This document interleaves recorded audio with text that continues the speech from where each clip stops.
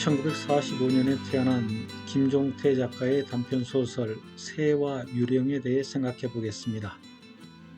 그림을 그리는 여자 김희진은 아무런 어려움도 겪지 않고 순탄한 가정의 아늑한 과보호 속에서 자랐는데 대학 2학년 때 유부남과 사랑에 빠졌습니다.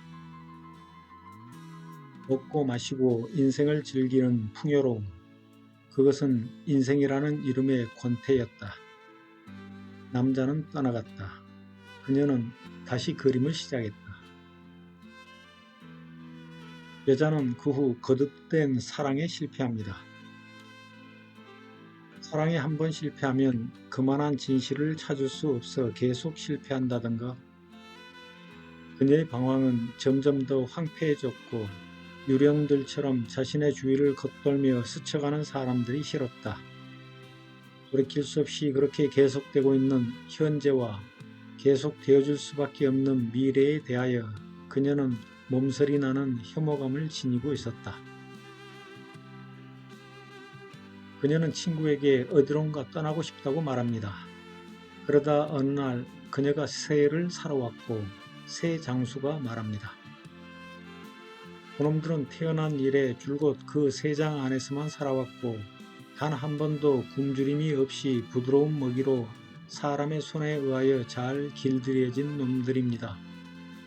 그놈들은 그 새장 안이 가장 행복한 보금자리지요. 드넓은 창공을 단 한 번도 날아본 일이 없는 놈들이라 그 무한대의 푸른 창공에 펼쳐진 자유를 모르는 것입니다.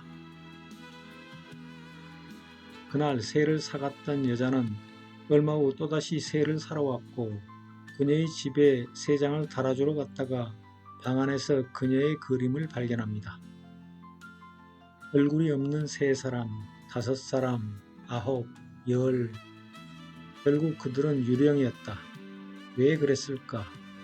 왜 그랬을까?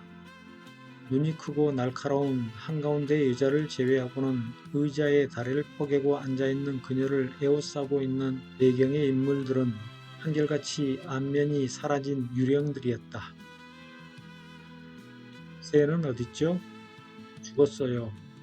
그녀는 서슴없이 말했다. 새 장수의 지인이 말합니다. 사람은 사람답게 사는 노력이 필요한 것이라네. 요즘처럼 물신에 매달려서 백화점을 천국으로 알 게 아니라 진짜 사는 것을 스스로 터득해야 해. 사람은 실제 마음으로 느끼는 위안을 찾아야 한다. 그런 말이지. 눈에 뜨이는 것들은 삶의 껍데기를 위한 배경이지 결코 알맹이는 아니란 말일세.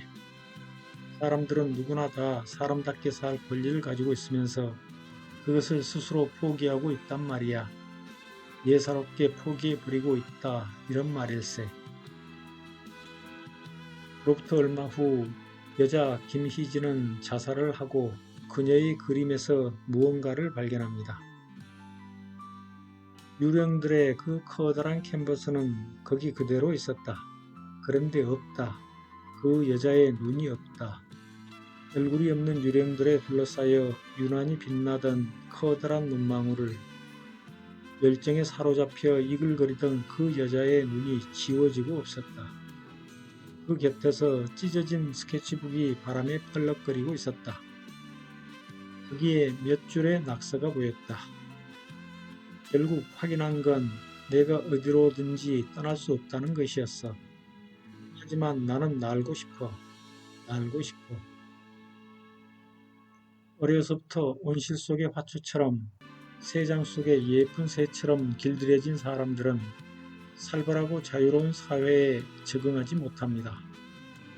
어려서부터 꽃길만 걸어온 사람들은 잡초가 무성한 황량한 들판을 제대로 걷지 못합니다. 평생 어린애처럼 누군가의 보호를 받아야 합니다. 그래서 나는 꽃길만 걸으세요 라는 말을 혐오합니다. 나는 내 자식들에게 어려서부터 의도적으로 결핍을 주어 자식들 스스로 결핍에 적응하거나 극복하는 방법을 찾을 수 있도록 기회를 주어 왔습니다. 30년, 40년 동안 5살 배기 어린애처럼 살아온 사람들은 이 작품 속 여인처럼 인생의 쓴맛을 보고 난 후에야 비로소 세장을 떠나 날고 싶어 합니다. 하지만 세장은 30년, 40년 동안 자신의 정체성이었기 때문에 쉽게 떠나지 못합니다. 떠나지 못해 좌절한 여인이 결국 극단적인 선택을 하고 그녀의 아파트 베란다를 묘사한 이 소설의 마지막 대목은 이러합니다. 세장은 썰렁하게 비어 있었다. 사내는 슬펐다. 모든 건 새의 환상에 시달려온 결과였다.